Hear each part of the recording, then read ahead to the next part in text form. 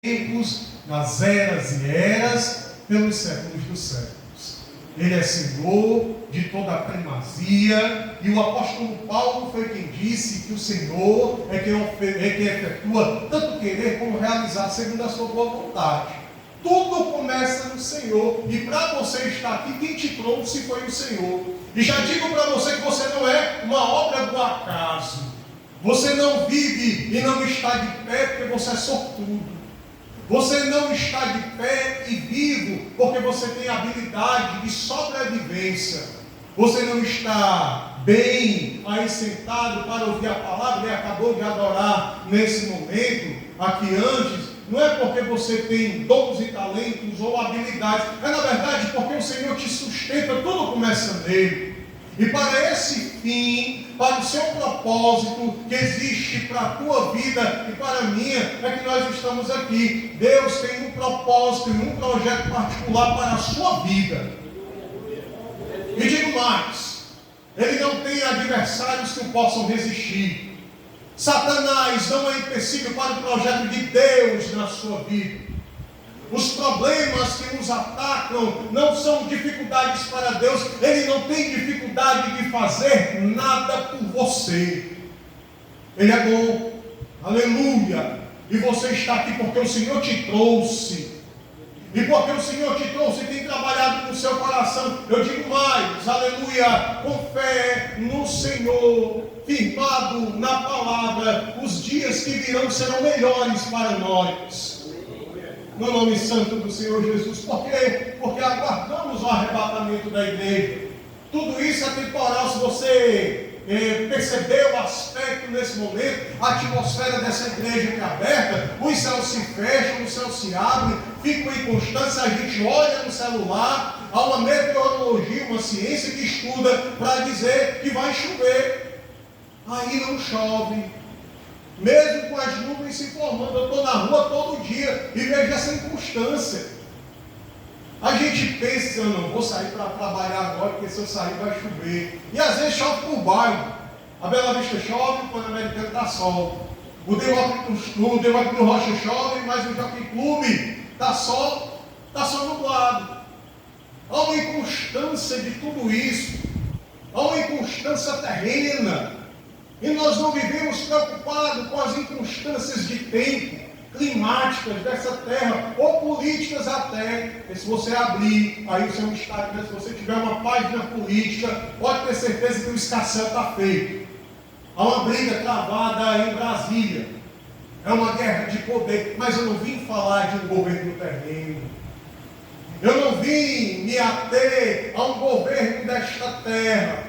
Não as eleições de 4 em 4 anos, não quem é oposição, não quem é ocasião.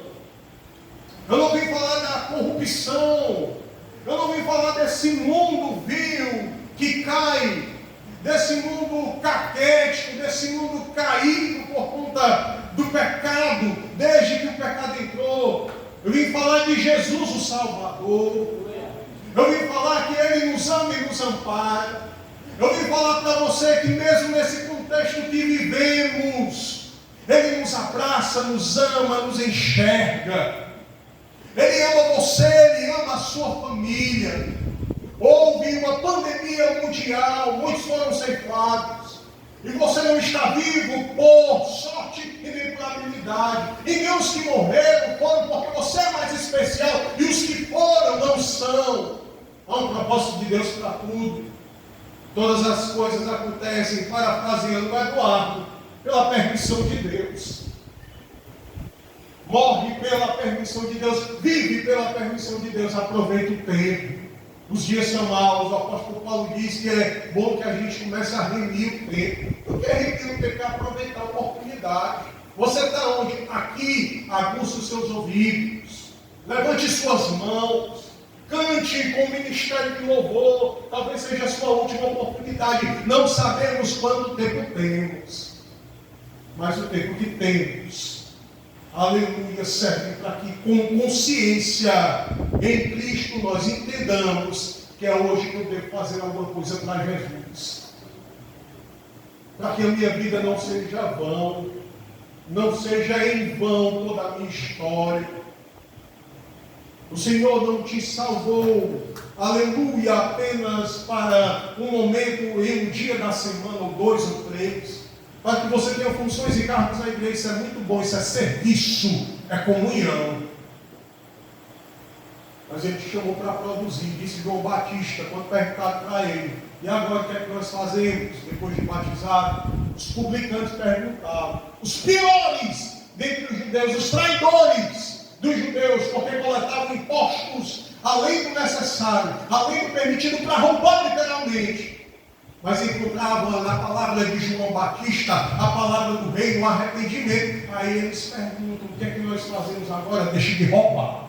Só cobre o que é para cobrar, não cobra além do que é para ser cobrado.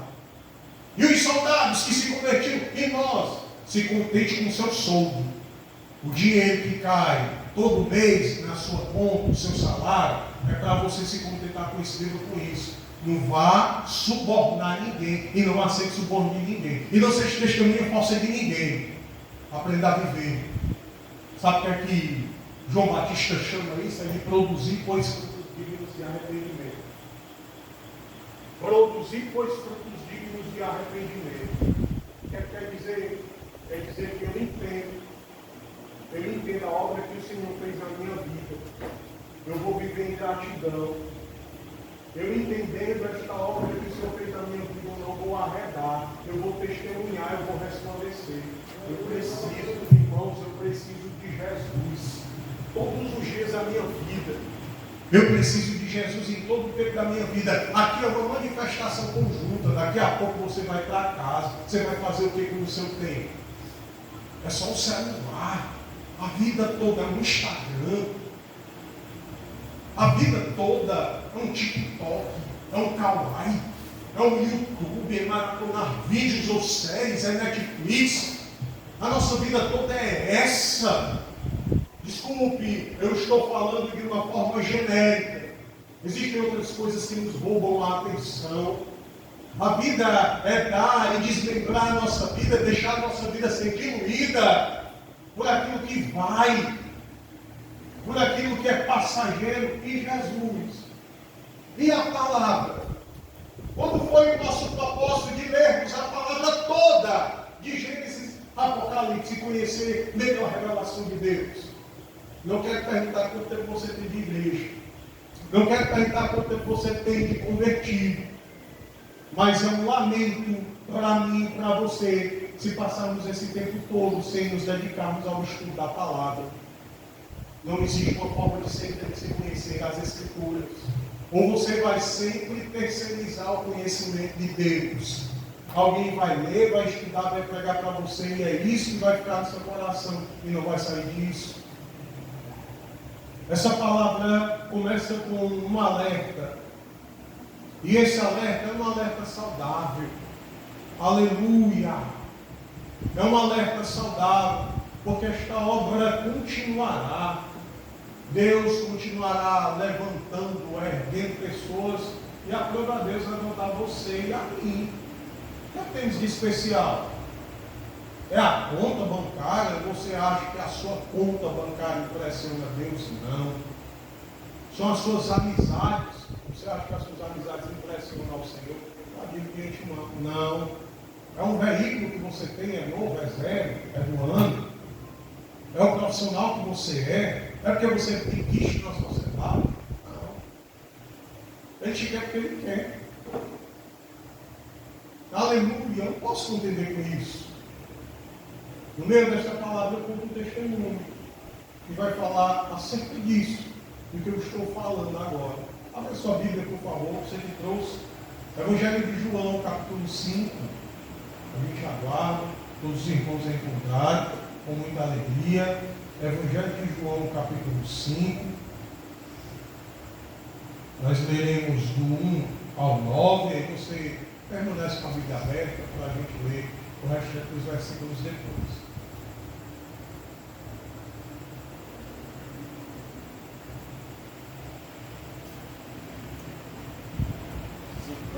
Sim. Grupo de homens, nós vamos falar de um homem alcançado pelo Senhor Jesus. Amém? todos encontraram. Vamos ler então. João 5. Passadas estas coisas, havia uma festa dos judeus e Jesus subiu para Jerusalém. Ora, existe ali junto à porta das ovelhas um tanque chamado em hebraico Betesda, o qual tem 5 pavilhões. Nestes jazia uma multidão de enfermos, cegos, coxos, paralíticos, esperando que se movesse as águas, porquanto um anjo descia em certo tempo, agitando-a, e o primeiro que entrava no tanque, uma vez agitada a água, sarava de qualquer doença que tivesse. 5. Estava ali um homem enfermo, havia 38 anos. Jesus, vendo-o deitado, sabendo que estava assim há muito tempo, perguntou-lhe: quer te ser curado? Respondeu-lhe o enfermo: Senhor, não tenho ninguém que me ponha no tanque quando a água é agitada, pois enquanto eu vou, desce outro antes de mim. Então lhe disse Jesus: levanta-te, toma o teu leito e anda. Imediatamente o homem se viu curado e, tomando o leito, pôs-se a andar. E aquele dia era sábado. Amém. Glória a Jesus. Irmãos, nós estamos nos 5 capítulos primeiros, 5 primeiros capítulos de João, o Evangelho de João, que foi escrito depois, com uma diferença muito grande aqui de um tempo dos 3 primeiros, Mateus, Marcos e Lucas. João foi escrito depois, e João chama as manifestações de Jesus em seu ministério de sinais. O primeiro começa lá em um casamento, nas bodas de Caná da Galileia. Jesus foi para o casamento, a mãe dele estava lá. Se você não conhecer a história toda, você vai lembrar que em um momento, um dado momento daquela festa de casamento, falta vinho. E por faltar vinho, seria uma mácula para aquele casamento. Como é que é isso? Seria uma vergonha. Você oferecer um casamento dura um dia, ele dura mais, ele dura dias, você não tem vinho suficiente para os convidados. Então, o vinho acaba, a mãe de Jesus vai lá, Maria, e diz: filho, acabou o vinho. E ele olha para o momento e para a situação, vê o tempo, discerne o tempo. Então Maria diz aos empregados daquela festa, que estão servindo aquela festa, que trabalham naquela festa, ela diz assim: olha, façam tudo quanto ele mandar. Ele vai fazer algo. E Jesus fez. Mandaram encher as talhas de água. Encheram todas as talhas de água. Jesus deu uma ordem, aquela água foi transformada em vinho. O mestre-sala daquela festa, quando viu e tomou aquele vinho, ele disse: olha, é de praxe, todo casamento que a gente vai, viu, tio Paulo? É assim, todo casamento que a gente vai, primeiro se serve um vinho superior. E depois, quando a festa está lá, no final, é que vem o inferior. Mas essa festa é diferente. O vinho que agora nós tomamos é um vinho diferente. A água que então era insípida, incolor, inodora porque não tem cheiro, é insípida porque não tem sabor, é incolor porque não tem cor, agora ela tem um aspecto, uma cor vermelho carmesim, mas ela não foi produzida nas índimas da terra, ela não foi produzida nos lagares da terra, ela foi e veio com uma ordem de inspiração do céu. Então esse vinho era diferente, era um vinho saboroso, o mestre de sala constata isso. Então Jesus salva o casamento daquele casal. O casal foi salvo. Aí Jesus manifesta o seu primeiro sinal. E o seu ministério continua, porque ele vai ter como chamado de Nicodemos, um dos principais dos fariseus. Ele quer saber de onde é que vinha a identidade da glória de Jesus, mas ele reconheceu: é mestre. Não tem como o Senhor fazer essas coisas que o Senhor faz, sem que o Senhor tenha comunhão, autoridade. Ele disse: tu entende as coisas que você quer entender, não são da terra, são do céu. E nós não somos daqui. De repente eu posso dizer, eu posso afirmar que você está de pé com a obra de Deus. Eu digo, vai ter essa constatação diária na minha vida. Eu subo cima de uma moto e começo a rodar o Eduardo. Eu tenho uma constatação, meu irmão, de que eu não estou de pé e que os livramentos que eu recebo sejam por habilidade, por andar numa moto há muito tempo. Não é a minha habilidade, são verdadeiros livramentos. Alguns a gente vê, porque é de cada uma que a gente escapa, meu irmão.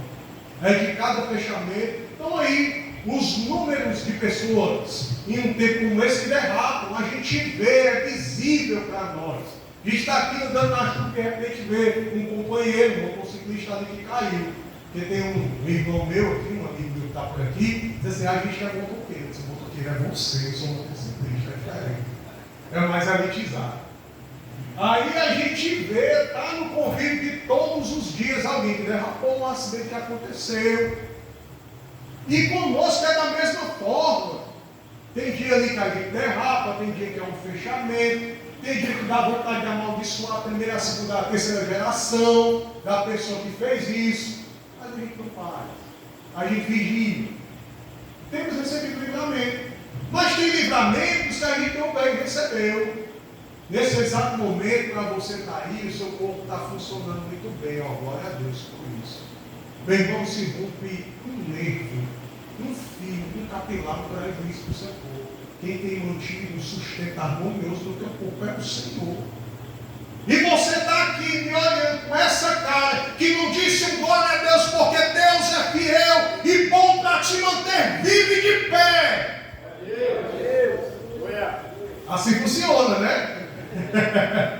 Eu não sou movido à glória não, irmão.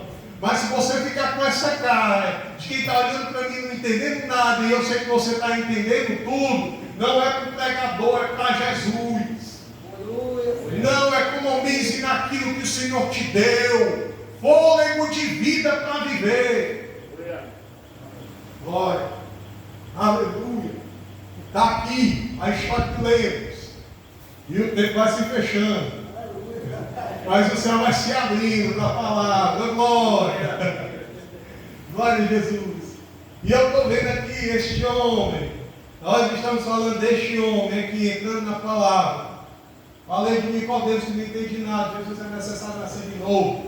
Depois João Batista. Chega para Jesus e diz, olha, Jesus que estava contigo ali no Jordão, ele faz mais coisas que você. A pregação dele é melhor. Ele prega mais do que você. E as multidões estão com ele. Ele disse, o que o Eduardo falou na oração. Ele disse, é necessário que eu diminua, que ele cresça. Ele é um noivo, eu sou apenas um amigo do noivo. Eu vim para isso, para pregá-lo. E fez isso com muita honradez e fidelidade. Depois Jesus conversa com a mulher samaritana.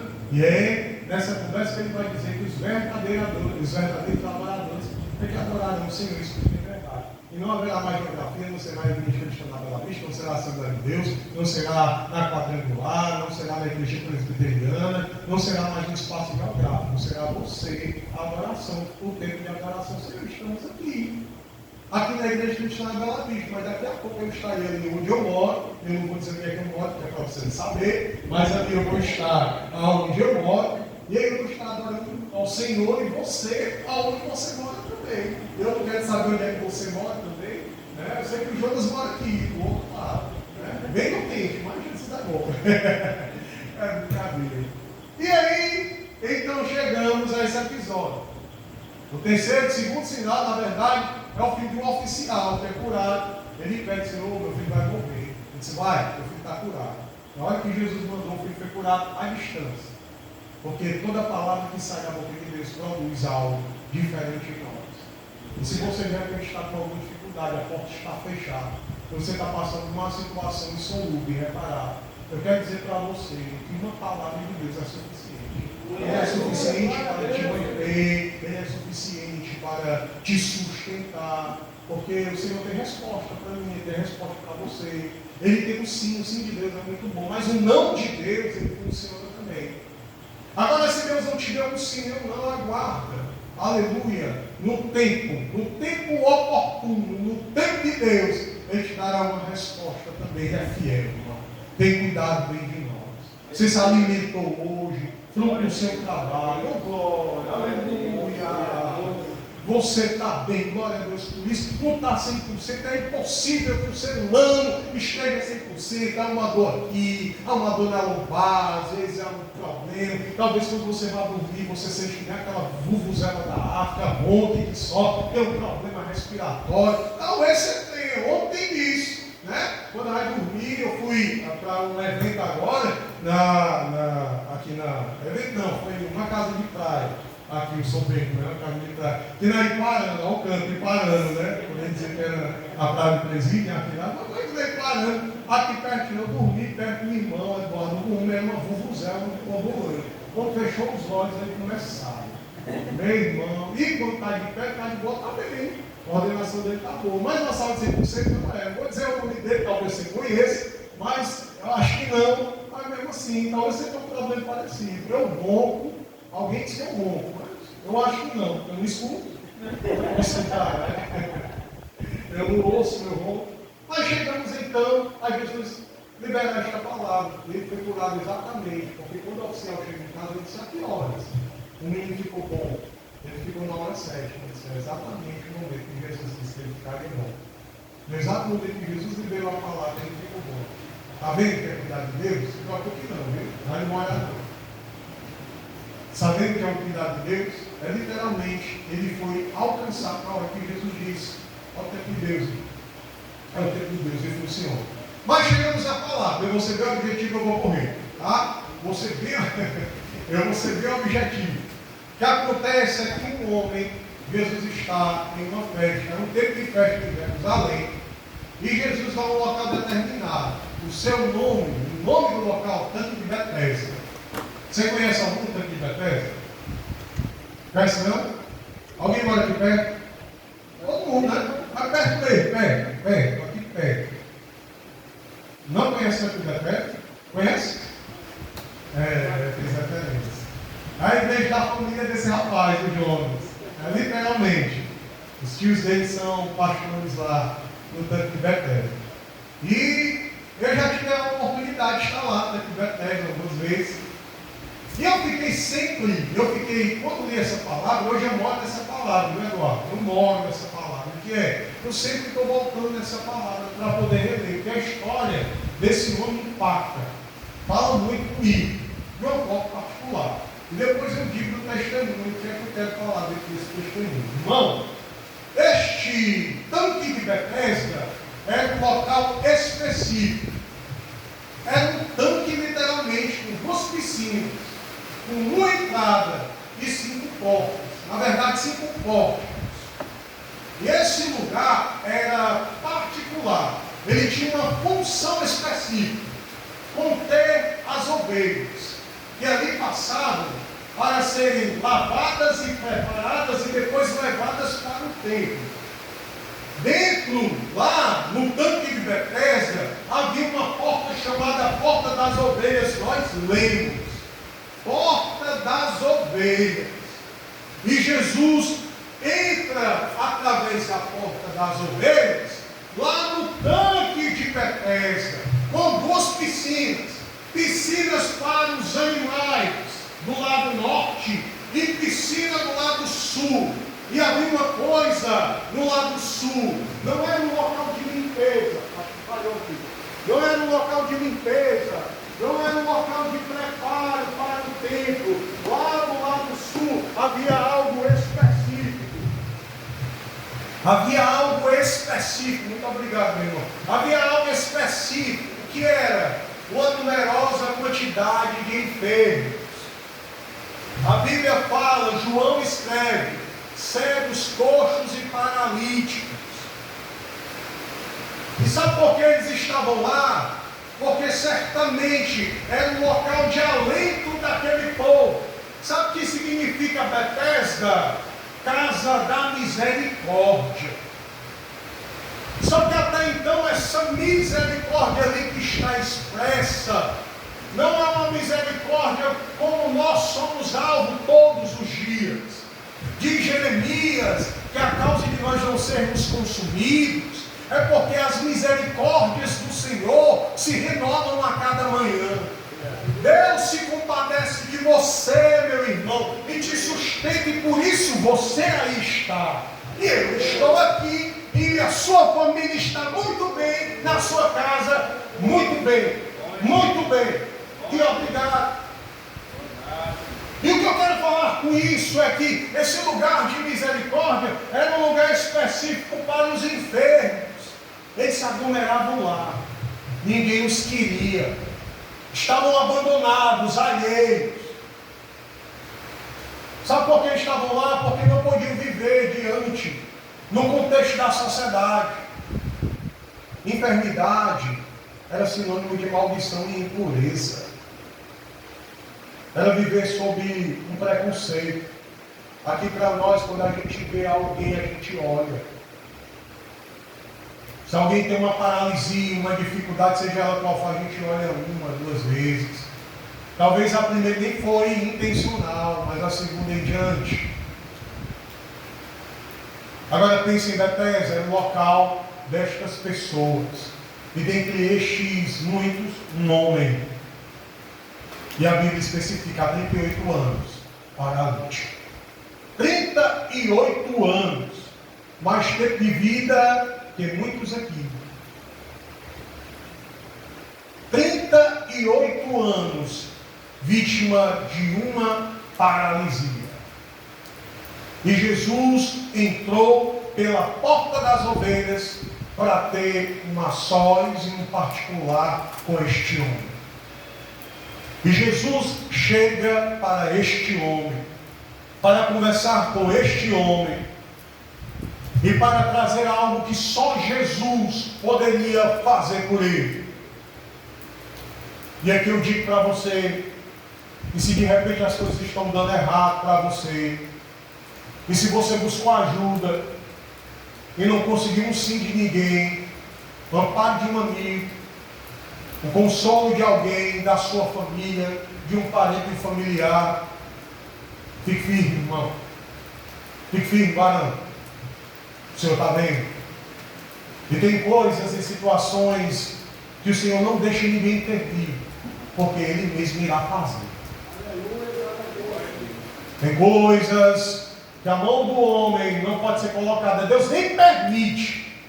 Os nãos que você recebeu até te fazem ficar atribulado, angustiado, triste, choroso, ou coisa feia como chorando. Mas a gente chora e diante das situações, dos apertos da vida, a gente fica sem saber o que fazer. O Senhor está vendo, o Senhor está contemplando, e não é para rir da sua situação, é para te forjar o caráter, é para te dar sustento, ânimo e vigor, vitalidade, porque a vida real é brutal, irmão. Aleluia! Não é um conto de fadas, não é uma ficção, não é uma série da Netflix que começa tudo com um problema, The Good Doctor, a pessoa começa doente, tem todo o desenrolar da história, para aquele doutor ir e vir, e ele pensa numa coisa, pronto, é isso, tem a solução no final. Dr. House, CSI Miami, deixa eu ficar profundo agora, ó. O tempo da Record, o tempo que eu assistia, para ter uma solução final, e não se tem, não é assim. Às vezes demanda tempo, e que bom, seria bom se fosse chorar a noite todinha, ao amanhecer do outro dia, já viesse o sorriso. Ah, mas a palavra fala, e eu concordo com a palavra. Não pode ser na primeira noite, na segunda, mas terá a continuação dessa noite que chora, e uma manhã que virá com uma esperança. O choro dura uma noite, a alegria vem pela manhã. Pode não vir a solução imediata do seu problema, pode não vir a resposta que você espera, pode não vir a vitória que você almeja, mas virá um alento para o teu coração, de um Senhor que cuida, que te ama e diz: eu estou com você em todo o tempo, em todas as estações, e eu não abro mão da sua casa, de você, da sua família, dos teus projetos. Desperta, desperta. Aleluia. Jesus vai ter com este homem 38 anos, eu já disse, eu sei. Mas aqui vem aqui o desenrolar dessa história. Aqui Jesus olha para ele e pergunta. Ele tem esse cuidado de perguntar: rapaz, tu quer ser curado? Aí ele diz: Senhor, olha a resposta, não foi sim nem não. Ele diz: Senhor, é que quando as águas do tanque se agitam. Como assim, irmão? É porque havia uma crença que existia um anjo que descia e movimentava as águas da piscina, e o primeiro que descesse quando as águas se movimentassem, seria curado. Ou seja, o cego que entrasse teria visão, depois das águas se movimentassem. Se as águas se movimentassem, o coxo entrasse, ele teria os movimentos da sua perna, do seu braço, do seu corpo íntegros, restabelecidos. E se fosse paralítico, teria o movimento do seu corpo, das suas pernas, de volta, devolvidos. Assim que tocasse, o anjo tocasse as águas. Qual o problema? O anjo. Qual o problema?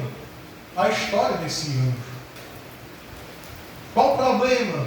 Não se sabe se esse anjo ia, mas era uma crença popular. E esse paralítico, caso a crença fosse verdade, ele seria o último de fato. Como é que um paralítico chega antes de alguém que é coxo? O coxo tem só uma deformidade, ele pode ir pulando, ele pode se arrastando. Mas para um paralítico levar todo o peso do corpo, ou para um cego que poderia não saber para onde iria, mas ele chegaria primeiro. A condição desse paralítico, de fato, seria o último. Ele seria o último da lista para ser curado ao toque do anjo, que era uma crença, mas não se sabe se é verdade que esse anjo estava lá, ou o diagnóstico de alguém que foi curado por esse anjo. Não tinha alguém com o diagnóstico palpável, tá? Que eu sou um testemunho de que quando o anjo tocou, eu fui curado. Não havia. E digo mais, essa piscina dividia um contexto pagão de outras religiões. Havia uma crença que aquelas águas eram terapêuticas, por conta do deus da medicina, o deus Asclepio, o deus grego, que para os romanos virou o deus Esculápio, o mesmo deus, mas com um nome diferente. E que as águas eram terapêuticas, medicinais. Então, irmãos, o que a gente constata é que havia crença naquilo ali. E o alvo da crença era a água. É Canidé de hoje. É o José de hoje. É a Basílica de Aparecida. Você sabe quando o sol queima uma imagem, forma uma imagem lá e de repente uma santa apareceu. Ah, está zombando o contexto da fé. Não, eu estou dizendo que é parecido. Era uma crença popular, mas não havia um diagnóstico real. Não havia até Jesus passar lá. Não existia até Jesus ir pessoalmente. Por quê? Porque naquele contexto de crenças populares, houve alguém da glória, enviado do céu, com poder, autoridade e uma divindade resplandecente, que chega lá e pergunta como tu quer ser curado. Ele diz, não tem ninguém, me coloca ali na piscina, está ali a piscina. Eu, meu Deus, eu desperdiçando o exemplo da piscina. Ah, mas ninguém me joga na piscina, porque o anjo vem, eu sou o último. Ele disse, rapaz, toma o teu leite e anda. Vai-te embora! Aleluia! Glória a Jesus! Aí o homem pega o leito e anda. Sabe como termina? O último verso que lemos, o 9. Esse dia era sábado.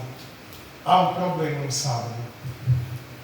Esse homem pega o leito e começa a andar. No dia do Shabat, no dia do descanso. E o sábado é caro para o judeu. O sábado é caro, é dia de descanso, nada de esforço. O homem pega o leito, e ele não pega o leito porque ele quer infringir a lei, não, nem o sábado. Ele está pegando porque aquele que o curou disse, pega o teu leito e anda. Anuncia que tu está bem. Anuncia que as tuas musculaturas estão fortalecidas. Anuncia que os teus movimentos estão restaurados. Anuncia que você era paralítico até um minuto atrás e agora você está curado, sarado, tem uma nova chance, tem equilíbrio. Você consegue pular, correr, você consegue sentar, você tem dignidade. Eu estou gritando, irmãos, me perdoe. Aleluia. E aí ele leva aqui, e os fiscais da lei, os judeus, olharam para ele e disseram, não pode. Por quê? Você não pode levar a tua maca não, homem, teu leito, hoje é sábado. Do jeito que tu está levando, era bem fininho o leito. bem fininho, aquele colchão bem ralinho, sabe? Aquele colchão bem, eu falava vagabundo, é vagabundo mesmo, aquele bem ralinho, que você certamente já teve em casa, né? Aí quando a gente compra o colchão, ele passa 10 anos com o mesmo colchão, ele fica uma continuação do chão, né? E aí ele com aquele colchão, aquela maca, aquele leito, alguém disse para ele, não pode. O homem está curado, tio Paulo. O homem está com 38 anos. O cara nem para perguntar, rapaz, tu está andando, não. A preocupação é sábado, tu não pode andar com o leito, não, tu está infringindo a lei. Tu é doido, né? Ei, mano, essa aí não vai ser punido. E havia punição. Mas ele disse, olha, é o seguinte, eu vou continuar. Porque quem me curou disse que eu posso andar com ele. Aí eles perguntam, por que eu te disse isso? Esse problema que eu não sei. Ele me curou e foi embora. Eu perdi de vista. Ele liberou uma palavra sobre a minha vida. Não fez questão de se apresentar e não disse o seu nome. Eu nunca tinha visto. Eu sequer ouvi falar dele. Mas ele se apresentou a mim. Foi lá onde eu estava. Eu não tinha condição de ir onde ele estava. Ele me alcançou onde eu estava. Jesus alcança. Ele alcança. Não existem lugares insalubres. Não existem bares, prostíbulos. Não existem vielas, esquinas. Não existem comunidades. Não existe geografia que ele não alcança. Ele vai lá. Com o propósito de te salvar, ele vai. Porque te ama, ele vai. Porque não quer perder você, ele vai. Aleluia! Porque tem propósito de obra, uma história para continuar, ele vai. Aleluia! E ele foi. Ele foi naquele lugar de misericórdia. Misericórdia estranha. Até então era estranho. Passou a ser a misericórdia do Senhor. Antes era uma misericórdia qualquer. Depois deste fato, foi conhecido como a misericórdia. Mas a misericórdia autêntica e genuína. A misericórdia do Senhor. Continua esta palavra. Caminhando para o fim. Já terminando. Ele diz, eu não sei, que me curou. Mas ele disse que eu posso andar com ele, que eu vou andar. Sabe para onde ele foi? Para a igreja. Ele foi para o templo. Chegando no templo, ele encontra Jesus. Ele encontrou Jesus. Aí Jesus olha para ele e continua. Está nos outros versos que nós não lemos. Jesus olha para ele e continua a obra. Olha para ti, rapaz. Olha para a tua vida. Analisa aí, está vendo? Os movimentos. É bom andar. É bom mover-se, locomover-se. É bom pular, é bom correr. É bom ter os movimentos da perna estreita. 38 anos? 38 anos. Não está assim a conversa, tá? Me permita. Estou parafraseando, ou conjecturando aqui. Permita. Olha, está vendo? Está vendo? É bom? É. Não é bom? É maravilhoso. Aí Jesus olha para ele, eu não quero falar nas minhas palavras, eu quero falar nas palavras de João, está no capítulo 5, e o verso diz 14, mais tarde Jesus o encontrou no templo e lhe disse, olha que já estás curado, não peques mais, para que não te suceda coisa pior. Ouviu? Alguém sabia disso? Não. Jesus disse lá no meio dos outros enfermos, lá no tanque de Betesda, essa particularidade? Não. Ele disse para quem? Para ele. Para um homem que jazia há 38 anos, paralítico. Ele não disse publicamente, ele disse particularmente. O milagre e o sinal foi público. Mas esta deficiência espiritual ele revelou no particular. E uma palavra que começa a confrontar o meu coração. O meu, que entendo que eu não posso brincar. Eu que entendo que o Senhor é bom, tem me amado, eu não posso fazer pouco desse amor. O meu que entende que num mundo como esse, é um contexto de provas e de tentações também, mas que eu não posso voltar atrás. O que Ele fez por mim é grandioso. Digo para você, que você particularmente, porque pode pensar numa situação da sua vida, que vem agora recente da sua mente, que se o Senhor não tivesse intervido na sua história, você já tinha decidido a sepultura. E não desceu. Eu tenho um contexto particular, esse aqui é o testemunho. Estava orando, acho que desde janeiro, do Eduardo. Desde janeiro. Eu conheço o Eduardo e o Paulo há uns mais de 20 anos. Mas de lá para cá, a gente mal se viu, mora no mesmo bairro. Acho que poucas vezes a gente se viu. Poucas. E está aqui o Jonas, meu amigo presente. E aí, o que acontece é que de lá para cá foi umas voadoras, uma sequência de voadora, de depressão, pânico, ansiedade e por último, toque, transtorno obsessivo compulsivo, perdão. Era melhorando de uma coisa e entrando numa outra situação. Isso eu não estou falando de boca, porque hoje é normal, você entendeu? Eu estou com ansiedade. O que eu te disse? Eu vi no Instagram pelos sintomas. Eu pesquisei pelo chat GPT e o que eu tenho é ansiedade. O Google me falou, eu botei lá os meus sintomas e o Google disse que eu tenho só 3 dias de vida. É estágio terminal isso aqui. É hoje que as pessoas consultam. Eu não estou falando assim. Eu estou falando da forma como é, né? Ô meu irmão, pior besteira que a gente faz na vida é sentir alguma coisa, perguntar ao Google o que é.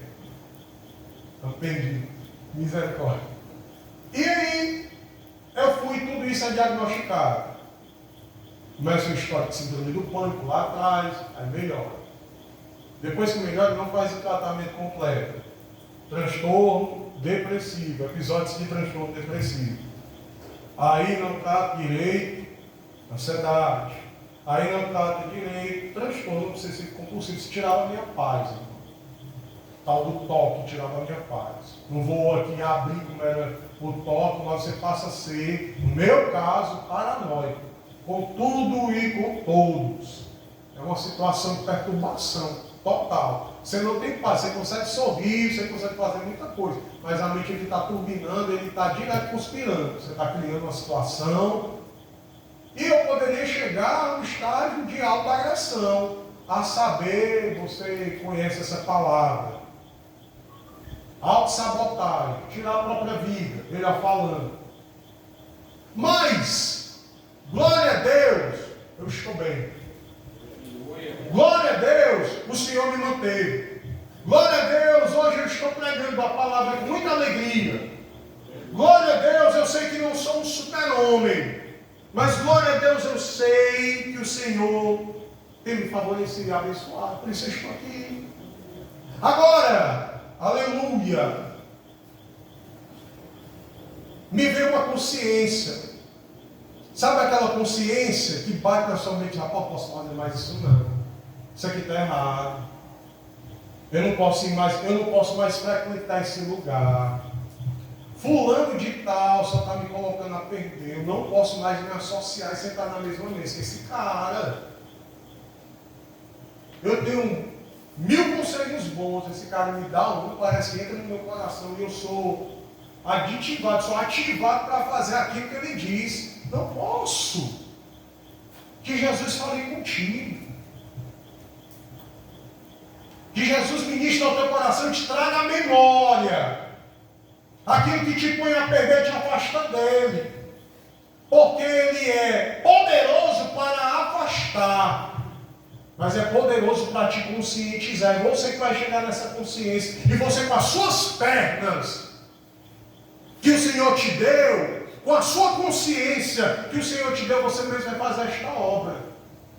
E será abençoado por Deus. Aleluia! Você mesmo vai se distanciar e o Senhor é contigo. Você está entendendo o que eu estou falando? Ele já te deu, já te tirou da paralisia. Agora, convém que você corra com as suas pernas deste pecado. Eu cheguei a uma consciência orando. Jesus me veio. Eu comecei a agradecer. Diante de todos esses episódios psicológicos, essas demandas psicológicas que eu já tive, era para eu ser um insano, cara. Era para eu ser um louco. Um interno do São Vicente de Paulo, hospital psiquiátrico, quando da João Pessoa. Acho que o irmão conhece alguém que está lá. Do Hospital Mental da Messejana, com todo respeito, eu não estou falando com desdém, eu estou falando o que era, na minha mente, pelos cálculos, era para eu estar desta forma, depender de remédio. Aí eu cheguei a essa constatação, sabe? Glória a Deus. E passei a orar em cima de Senhor, obrigado. Aí abriu-se uma campanha de oração.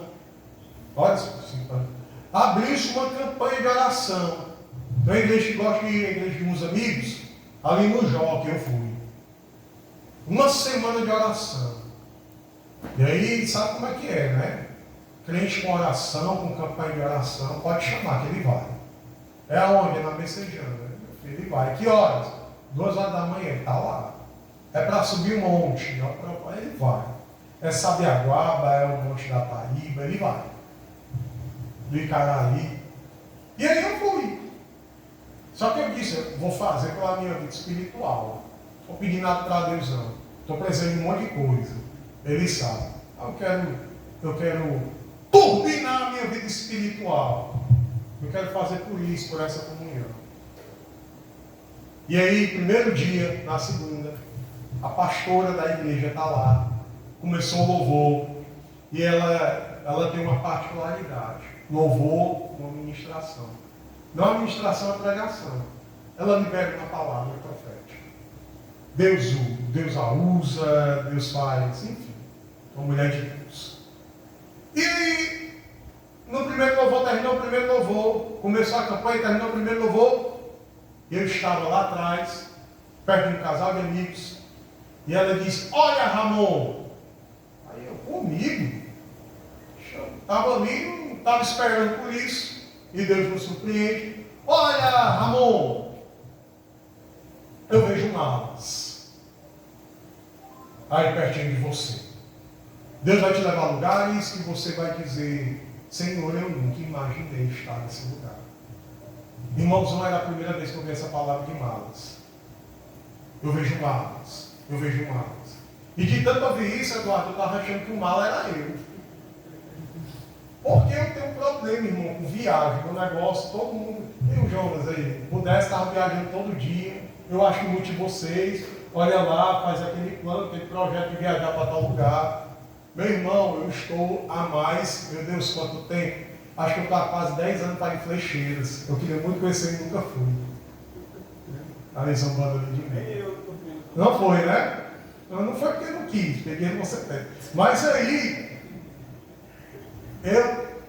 porque eu tenho um problema, sabe, com esse negócio de viagem. O negócio era aqui na Iparana, final de semana, Eduardo. Final de semana aqui na Iparana, eu não queria ir, meu irmão. Porque está marcado na calcaia. Não, eu não queria ir, eu não queria. Eu tenho um problema. Eu tenho um problema com o negócio de sair de casa. Meu negócio é em casa, é trabalhar e ir para casa. Ir para a igreja e ir para casa. Não é porque não seja bom. Tem gente aqui que quer pregar para mim, não, irmão, tu precisa fazer uma viagem, isso aqui. Meu irmão, esse dia dessa viagem aqui, só de falar, eu já gastei R$1.500. Só te ouvindo aqui, eu já gastei R$1.500. Eu que dirá a viagem completa.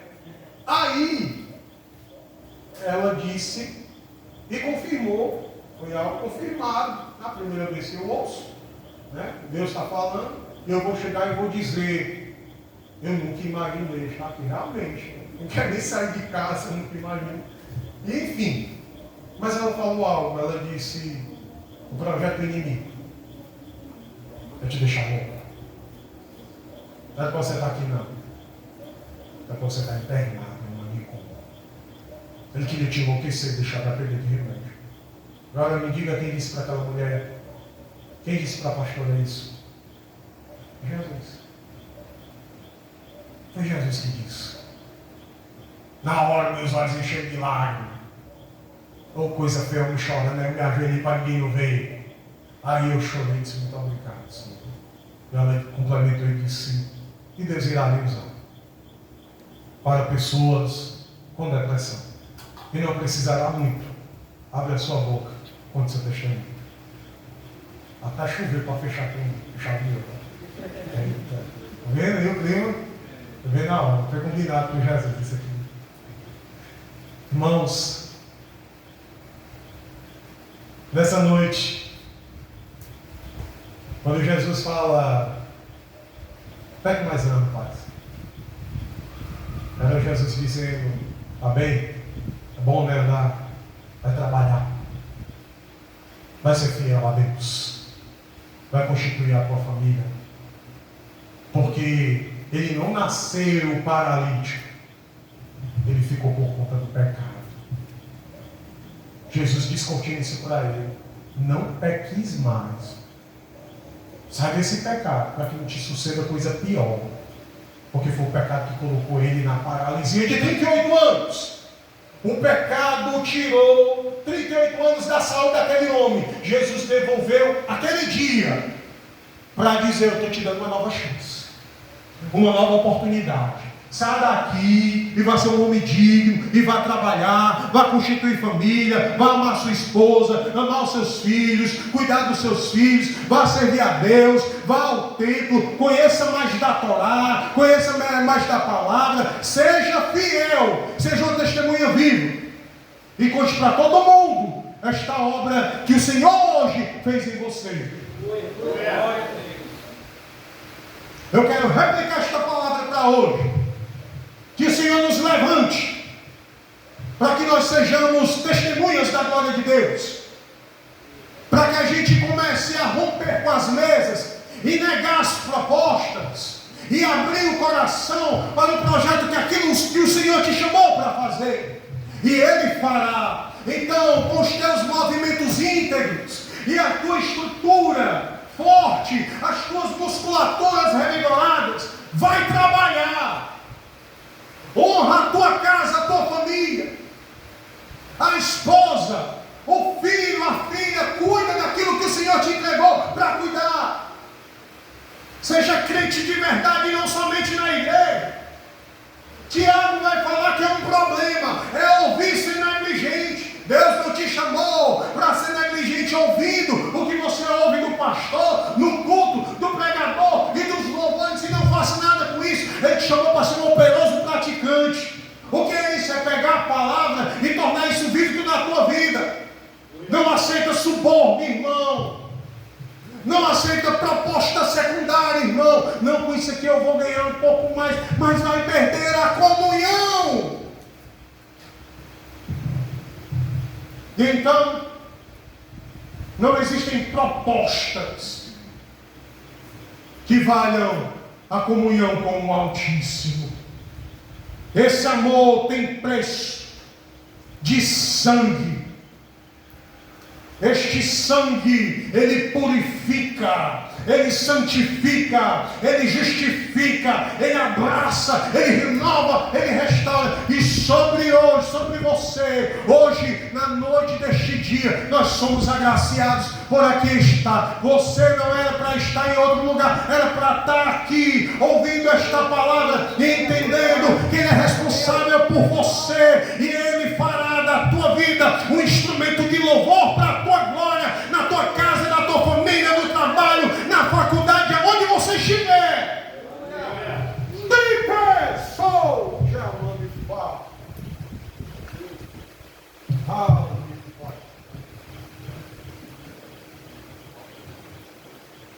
Aleluia. Oh Deus fiel. Glória a Jesus por isso. Eu te convido a ficar de pé, porque eu quero orar por você. Aleluia.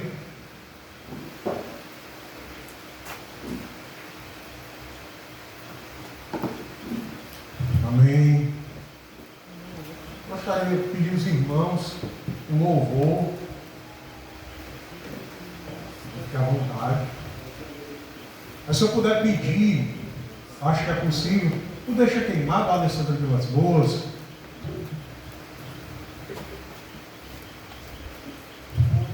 Amém.